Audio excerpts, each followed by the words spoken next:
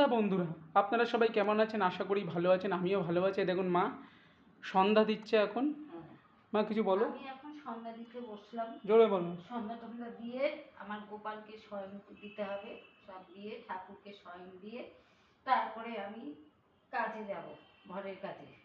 কিন্তু এই সময়টা আমি রোজই সন্ধ্যা দিই, সন্ধ্যা দিয়ে গোপালকে শয়ন দিই, এই আর কি। ঠাকুর নিয়েই বেশিরভাগ সময় থাকি, যা করি ইয়ে করি, এই আর কি। কালকে মা সন্ধ্যার সময় পুজো দিতে পারিনি কেন? মায়ের কোমরে চোট পেয়েছে, ওই কারণেই মা সন্ধ্যা দিতে পারিনি। বলো মা পুরোটা। হ্যাঁ, কালকে হঠাৎ করে দুপুরবেলা পুজো করতে গিয়ে আমার কোমরে প্রচুর চোট লেগে গেছে। তখন আমার ছেলে সন্ধ্যার সময় পুজো করেছে, গোপালকে শয়ন দিয়েছে, ওই সব করেছে। কালকে আমার করার কোনো ক্ষমতা ছিল না এসব কাজ, ঠাকুরের ইয়ে করা।